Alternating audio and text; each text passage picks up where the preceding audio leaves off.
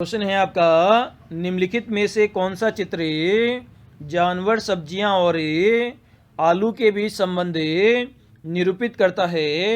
ये आपको दिए गए 4 ऑप्शन में से फाइंड आउट करना है। तो सबसे पहले दोस्तों क्या करेंगे, तो जानवर क्या होता है आपका, एक पशु होता है। तो हम इनकी डेफिनेशन देखेंगे। जानवर क्या है, एक पशु है। सब्जियां आपकी सब्जी होती है, और आलू भी क्या है, आपकी एक सब्जी है। मतलब ये सभी जो आलू है वो किसके अंदर आ जाएंगे, सब्जियों के अंदर आ जाएंगे। मतलब बीच वाला जो छोटा है वो आपका आलू हो गया, और बड़ा वाला जो सर्किल है वो आपका क्या हो गया, सब्जी हो गया।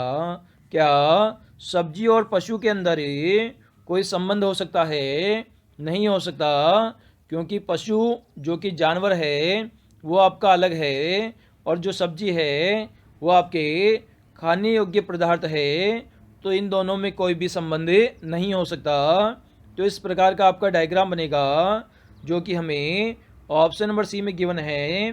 तो छोटा सर्किल आपका आलू को शो करेगा, बड़ा सर्किल आपका सब्जी को शो करेगा, और ये जो सिंगल सर्किल है वो आपका जानवर को शो करेगा। तो इस प्रकार से ऑप्शन नंबर सी आपका करेक्ट आंसर ये हो जाएगा। क्वेश्चन है आपका, नीचे दिए गए वर्णमाला सूची में ऐसे कितने अक्षर है जो गलत स्थान पर ही रखे गए हैं।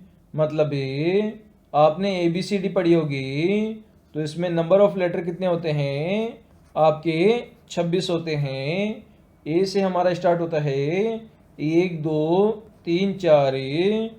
इसी प्रकार एक्स आपका 24 पे आएगा, वाई 25 पे आएगा, और जेड आपका 26 पे आएगा।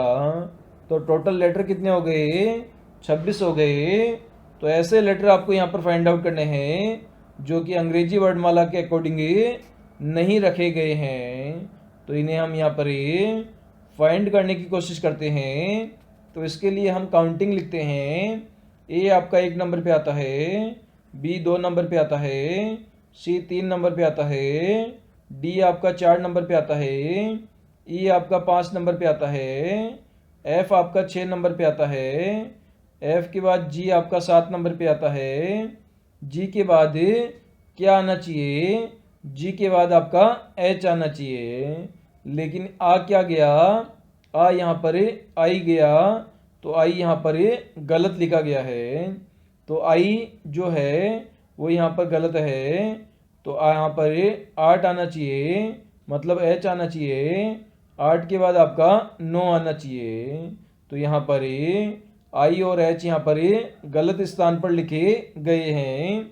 आगे हम देखें, जे आपका 10 नंबर पे आता है, बिल्कुल सही है।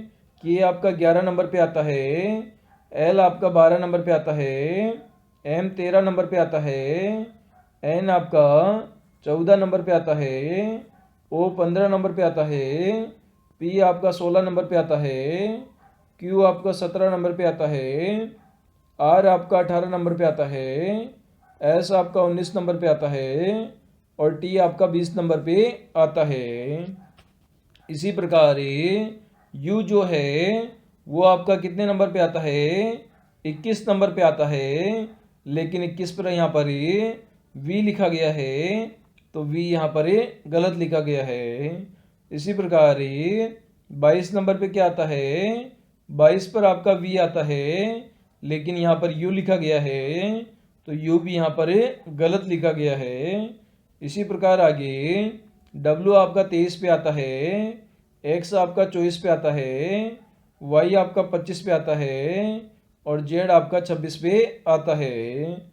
तो कौन कौन से लेटर यहाँ पर गलत लिखे गए हैं, आई और एच, और इसके अलावा वी और यू ये अपने स्थान पर नहीं लिखकर आगे पीछे लिखे गए हैं। तो यहाँ पर गलत स्थान पर लिखे गए अक्षरों की सूची आपसे मांगी गई है। तो आई एच हो जाएगा और यू वी हो जाएगा, और ये आपको ऑप्शन नंबर सी में गिवन है। तो सी हमारा दोस्तों इस क्वेश्चन का आंसर हो जाएगा। क्वेश्चन है आपका, श्रेणी अनलू से लंबा है और रघु चंदू से लंबा है लेकिन वृंदा से छोटा है, इसी तरह श्रीनी चंदू से छोटा है, तदनुसार सबसे ज़्यादा लंबा कौन है, श्रीनी, चंदू, रघु या वृंदा। तो इसमें आपका जो सीरीज है उसका आपको निर्धारण करना है कि सबसे लंबा इस सीरीज में कौन होगा। तो 1 बाय 1 हमें प्रत्येक लाइन को पढ़ते हैं और इसे सोल्व करने की कोशिश करते हैं। तो दोस्तों इसमें सबसे पहले कहा गया है श्रीनी अनलू से लंबा है, तो यहाँ पर एस आई से हमें श्रीनी बना लेते हैं। वो किससे लंबा है, यहाँ पर ए एन यू से अनलू हो जाएगा, अनलू से लंबा है। आगे कहा गया है रघु चंदू से लंबा है लेकिन वृंदा से छोटा है। यहाँ पर रघु हम बना लेते हैं, आर ए से आपका रघु हो जाएगा, ये आपका सी एच यू से चंदू हो जाएगा, से लंबा है लेकिन वृंदा से छोटा है। तो वी ए से हम वृंदा बना लेते हैं और ये वृंदा से छोटा है। और आगे कहा गया है इसी तरह श्रीनी चंदू से छोटा है, तो यहाँ पर जो आपका श्रीनी है वो क्या हो जाएगा, वो आपका यहाँ पर चंदू से छोटा हो जाएगा। तो यहाँ पर आपका जो सीरीज है उसे हम वापस लिख लेते हैं।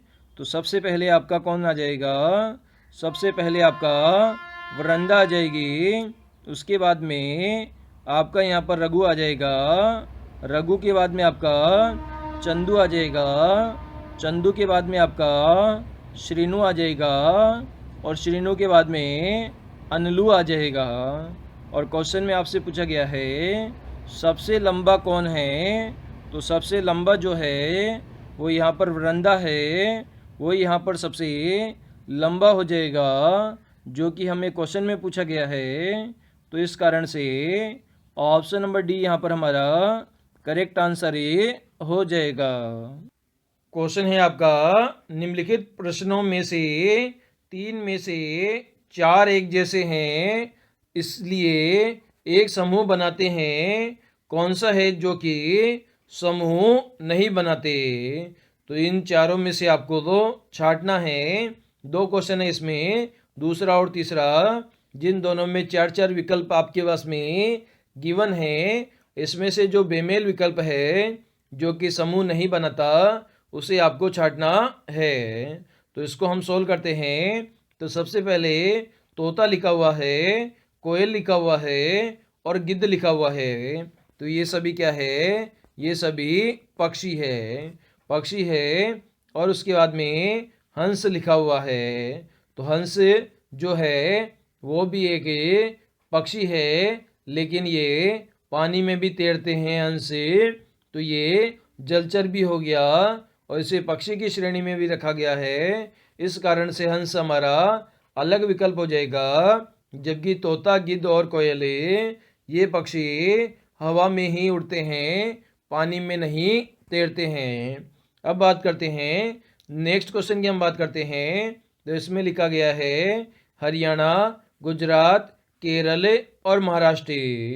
तो यहाँ पर आपने देखा केरल समुद्री सीमा से लगा हुआ राज्य है, गुजरात भी समुद्री सीमा से लगा हुआ राज्य है और महाराष्ट्र भी आपका समुद्री सीमा से लगा हुआ राज्य है। जबकि हरियाणा की जो सीमा है वो समुद्री सीमा नहीं छूता है, मतलब हरियाणा जो राज्य है पूरा, उसकी कोई भी सीमा समुद्र को टच नहीं करती। इस कारण से यहाँ पर हरियाणा यहाँ पर हमारा बेमेल विकल्प हो जाएगा।